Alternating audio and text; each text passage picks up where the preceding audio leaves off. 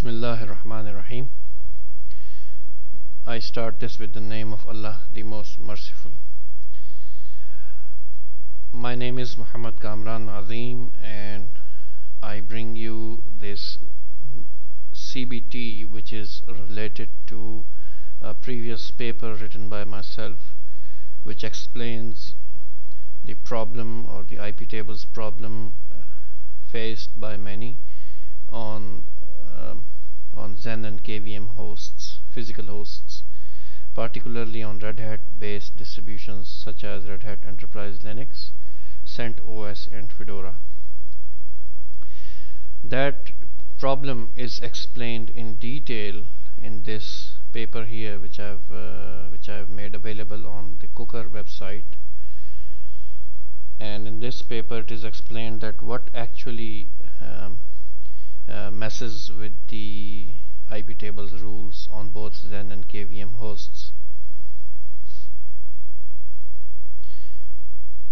So naturally this CBT would be discussing the same, and if we jump straight to the point, then I would like to discuss a few scenarios with you, particularly two scenarios. One is so-called poor man setup, and one is so-called rich man setup, as I have termed them.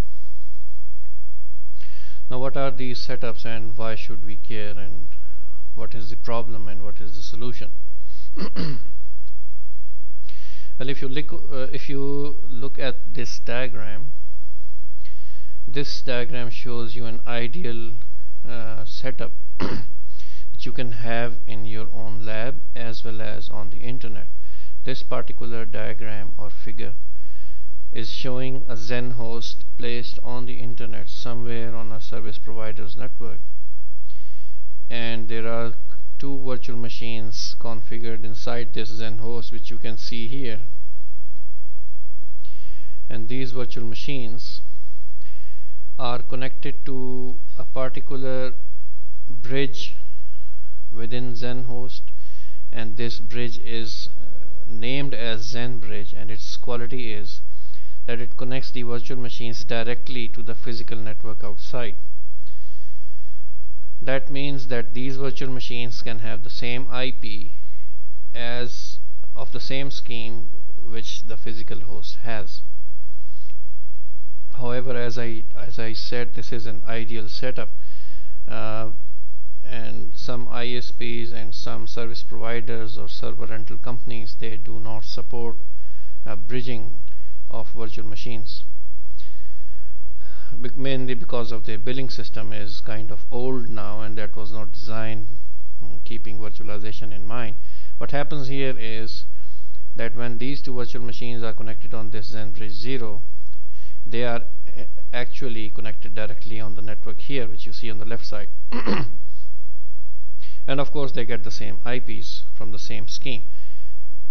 But the problem is that each virtual machine has a different MAC address in addition to the MAC address of the physical network card of the physical host.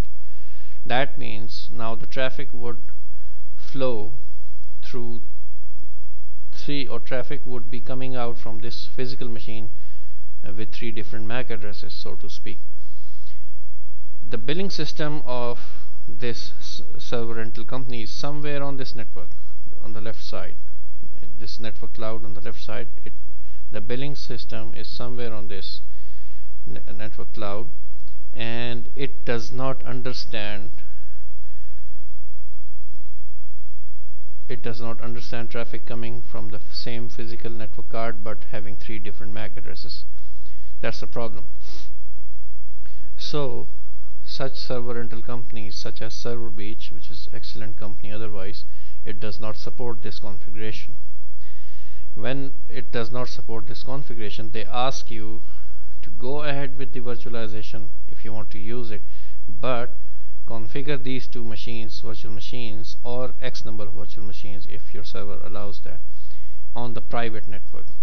And that I'm going to show you at the bottom or below this diagram. I have this other approach here. This is the same rental company, server rental company, same IP as you can see, same public IP, same XEN host. This time the virtual machines are configured on bridge, which is private bridge. It's named as virtual bridge 0, and this bridge is basically provided by LibVirtual service or LibVirtual-D. Alright, what's different in this diagram and the diagram above? The difference is now these virtual machines you see on the right side, they have private IP scheme.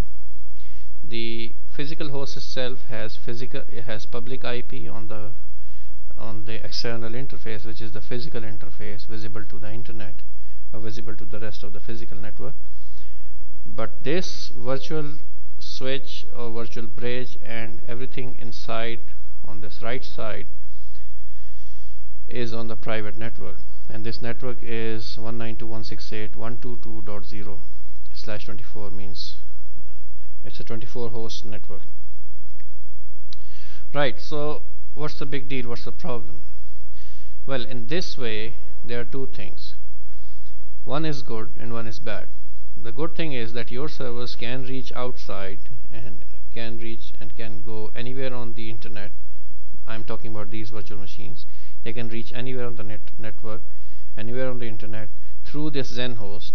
As soon as their packets, which originated from anywhere between these two hosts, as soon as their packets reach the physical network card here on the left side of the XEN host, they get masqueraded or SNATed or translated. Their private IP is replaced with the public IP, which is here, and the packet is sent out on the internet. So the packets going outside, they also acquire the MAC address of the physical interface, which is this outgoing interface, Ethernet 0. They also acquire the MAC address. So the billing system has no problem. It would still charge for the bandwidth and the volume to this IP and the MAC address and the customer attached to this detail. However, the problem is that anybody from outside, suppose I've shown a user web surfer here on the left side somewhere on the internet cloud. If this user wants to reach this virtual machine, then there's a problem, because the default IPTables rules do not allow traffic from going from the left side to the right side. The default IPTables rules, which come with LibVirt, they do not allow this to happen, and that is the reason, one of the reason behind this paper and this CBT as well. So I'm going to show you how do you allow this traffic, which goes so that it facilitates traffic coming from outside and it goes inside to the VMs, any VM you want. And while doing so, we encounter yet two types of scenarios which I mentioned earlier. One is so-called poor man scenario. The second is so-called rich man scenario. Both I'm going to show you. I'm going to show you what's the difference between them. Both solve particular problems. Anyway, all right. So to explain the whole thing and to show you where the IPTables rules are placed and what is the problem if we configure rules to allow traffic from left to right and right to left, what happens when the server, the physical host, it reboots, then what happens, and how to fix that.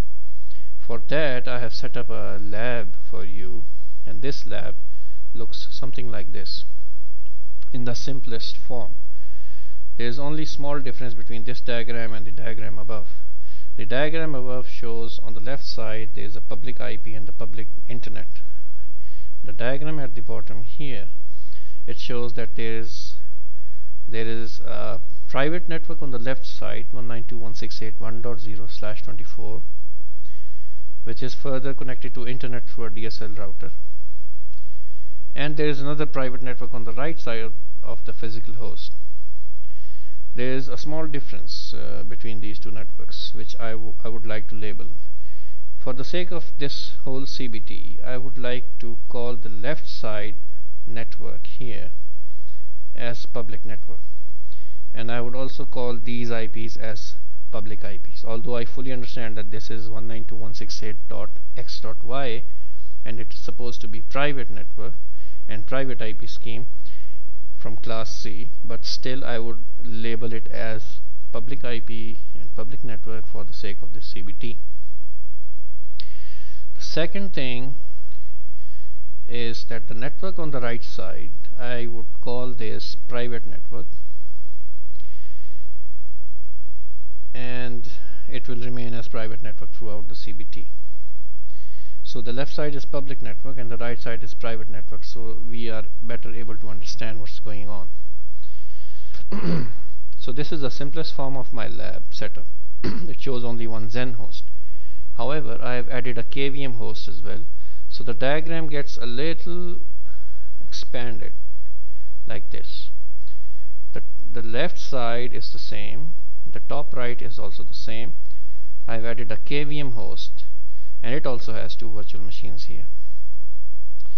The KVM host has the IP 192.168.1.202.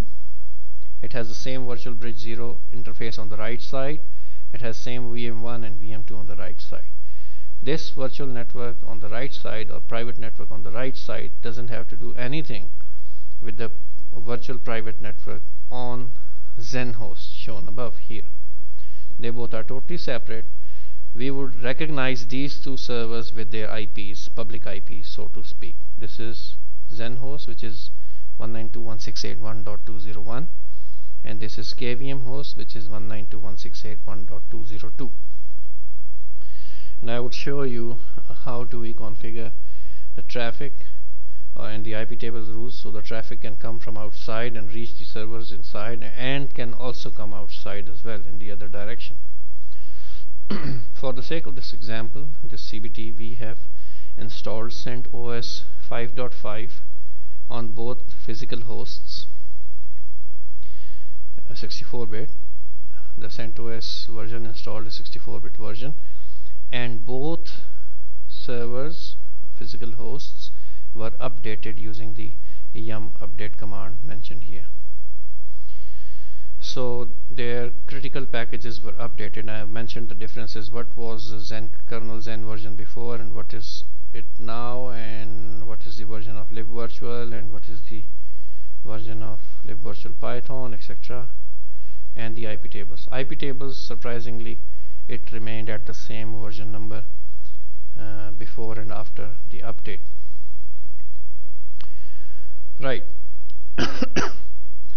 Now we start with the analysis of simple IPTables, or the IPTables rules which are available to us at a system boot of a typical XEN or KVM host.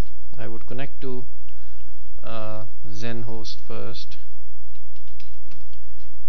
and I would show you that what the IPTables rules look like on a typical XEN and KVM host. So if I do IPTables minus list, it automatically assumes that I am referring to the filter table, and it shows me the 3 chains out of that filter table. So these are few rules already mentioned. There is no rule in the output chain. A few rules mentioned in or set up or configured in this host. Let me log on to my KVM host as well and show you the rules there.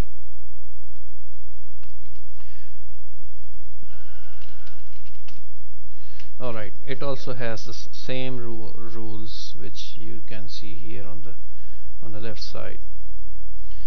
Okay, both have the same rules. That's because both have rules coming from a service which is libvirtual service, libvirtual D status. It's running on both servers. I have configured shortcut keys on this computer of mine, so shift right would take me to another terminal, another tab on the same console window. At times I may forget to tell you, so please be watchful of that. Now this is KVM host, and I would execute the same command here, which is service libvirtual status, and the service is running here as well. So these rules come from this service basically. Now this is the filter table. Let me show you the NAT table.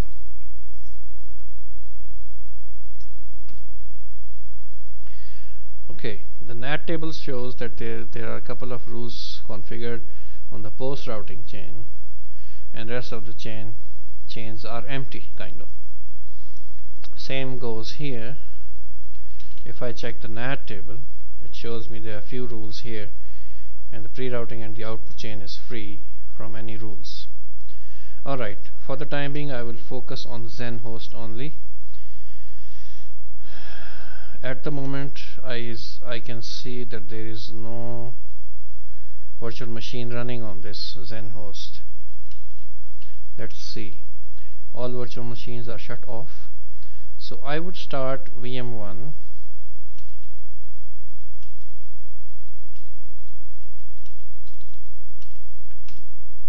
Like this. As soon as I do this, you would notice that IPTables -L has an extra rule here. Typically it would go at the bottom of the forward chain, but because I configured something which I've mentioned in the file in the paper here, because of that configuration this rule appears at the top of the forward chain. Nevertheless, this is I can show you this here. This is the forward chain, and you don't see this physdev physical device rule here, right? It's not here. As soon as you start a virtual machine, this rule gets added. Basically it says that if any traffic is coming in from physical device which matches physical device in, and the physical device in numbered 1.0, this 1.0 is virtual interface. This is the name of the virtual domain, number of the virtual domain, and this is the network card on that virtual domain. If I show you virtual shell list -- all, well, VM1 has started and it has been given the ID 1. This ID is same here, and virtual machine 1 has only one network card, which is Ethernet 0. So that Ethernet 0 is represented here. This is first network card in that VM. So that means virtual interface of machine number 1, virtual machine number 1, and its network card number 0. That is what is meant by this, and this rule gets added here. Now before I go on and start manipulating the rules, I want to show you what these rules mean and why do we care. I would use a command named IPTables save. If I don't use a redirector, I can see the output right on the console here. That is what I'm going to do. IPTables save, I have issued the command, and I can see that has generated IPTables rules, whatever is there in the memory at this moment, configured in the memory at this moment. It has shown that here in a different format. This format is a bit different, and this format is a bit different. This is more easier to understand, and that is because of a reason. You see, this is almost the same way or same format in which we write an IPTables rules on the command prompt.